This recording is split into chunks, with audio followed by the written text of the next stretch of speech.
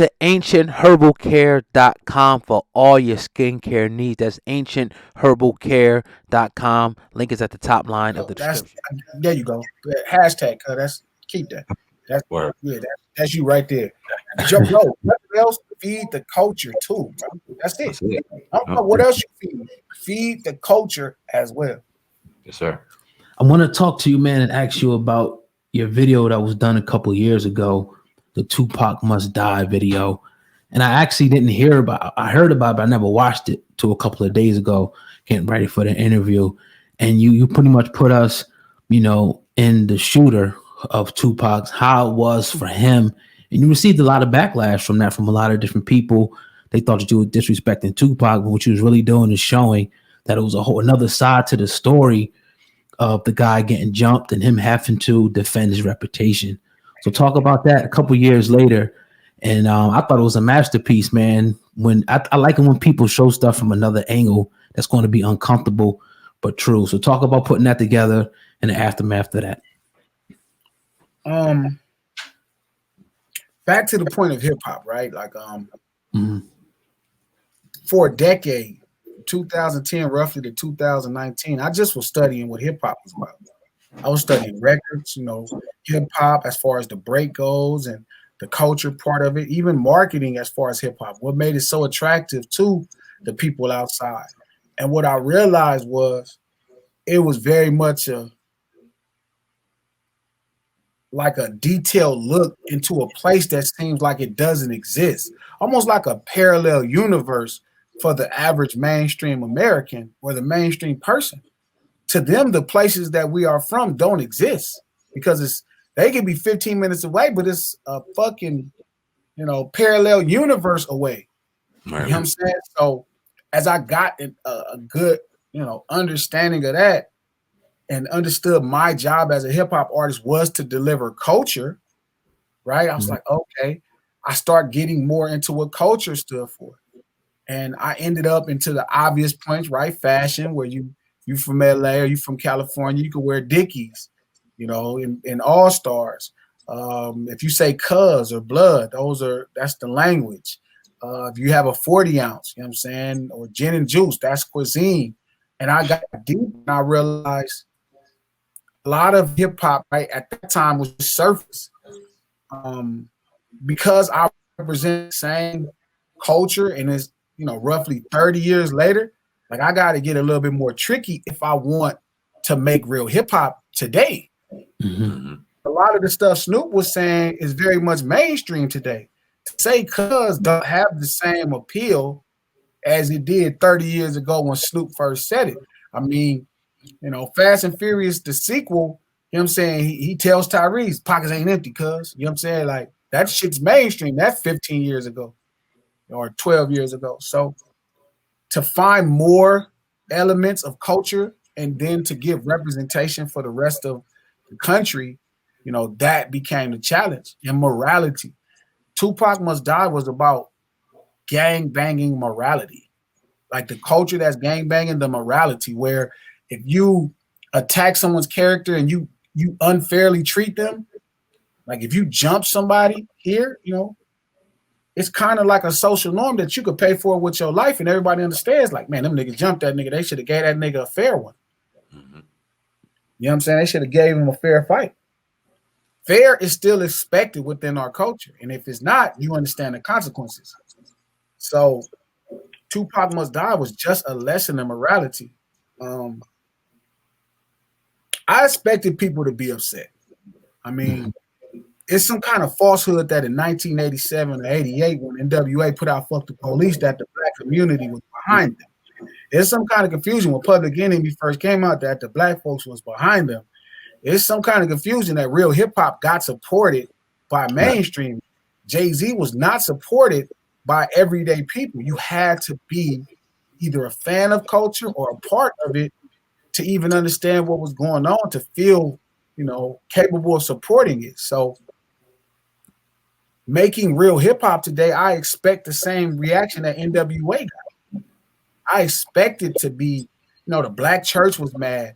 You got to remember, like, the people opposing Snoop, NWA, and Cube and Bone, Maxine Waters, it's C. Dolores Tucker. These are politicians, sisters, black churches was opposing them.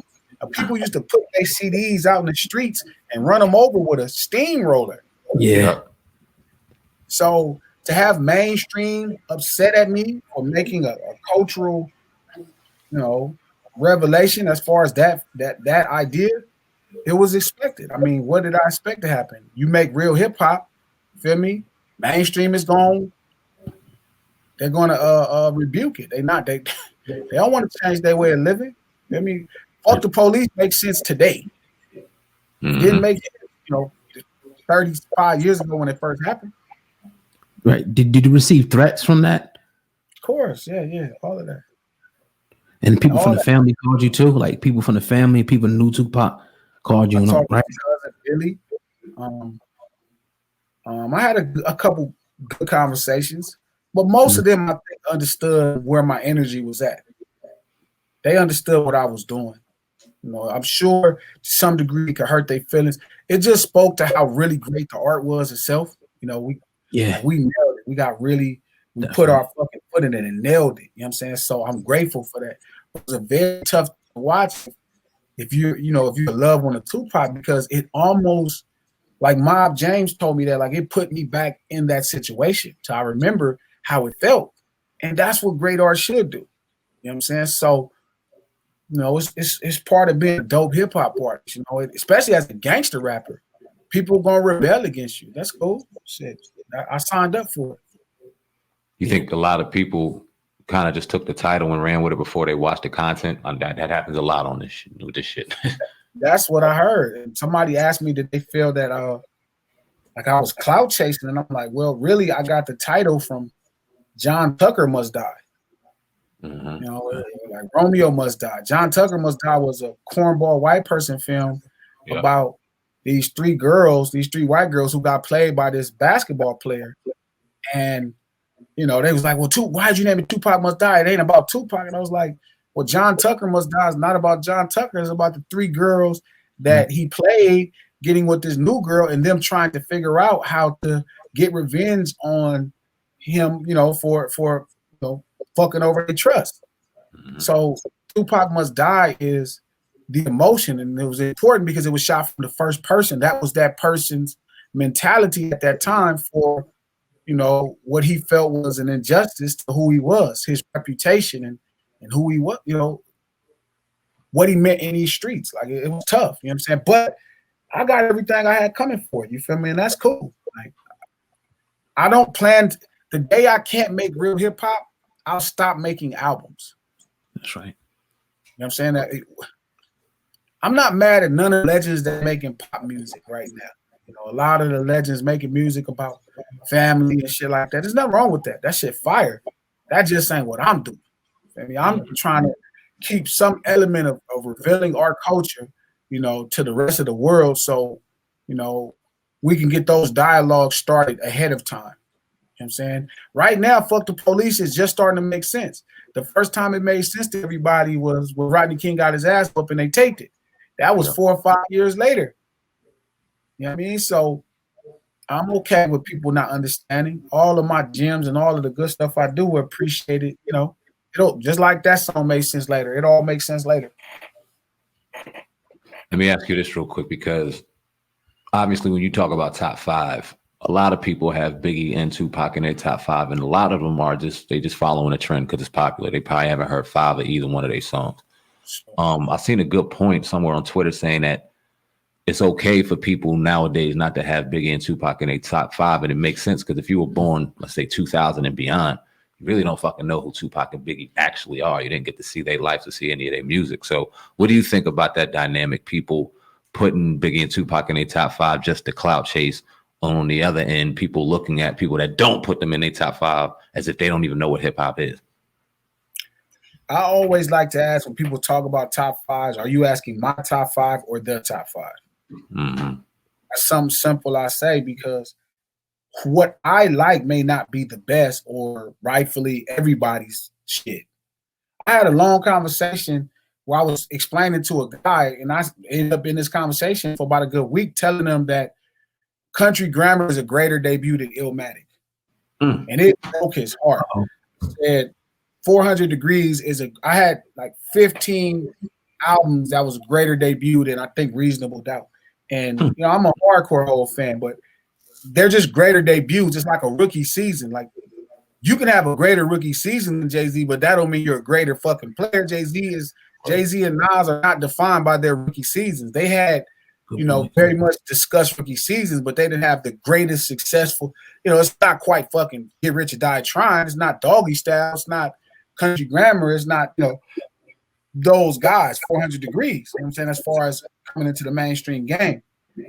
And again, so when somebody say top five, you know, my top five is different than the top five. But I feel like if somebody's asking you the top five and you call yourself a part of this culture and you don't got them two brothers in there, you feel me? Then you don't respect what everybody about hip hop, how they dominated during their times. You know, you gotta respect domination. You gotta respect what Biggie and Pac did if you're talking about the top five. I don't give a fuck if you saw it or not. It happened. Martin Luther King. We can't say Tamika Mallory is a greater revolutionary or a greater civil rights person than Martin Luther King because we didn't see this shit. That's just fucking crazy. You know, you got to start comparing stats and impact, and at that point, you start talking about Biggie and Pac. You know, the stats and the impact is just, you know, unearthly. It's insane. So my top five don't have Biggie or Tupac. You got Rick Ross in it. You got Rick Ross in your top five, right? Really? Yeah. I got Face, Hov, Snoop, Ye, and Ross. Hey man. Say it one more. You said Ghostface? No. Scarface. Scarface. Okay. Scarface. Not See, Tom. East Coast niggas. See, the first thing I run to is Scarface. Man, listen, check this out, man. Right now, the dopest thing in hip hop right now, nigga, for New York is the Hulu show. That is the greatest shit ever. And I heard part of it is true. Them niggas is all from beefing projects. And I was telling my partner how much Staten Island didn't really get love in New York. Like whenever I go to New York, I'm with my niggas. Don't nobody want to go with me to Staten Island.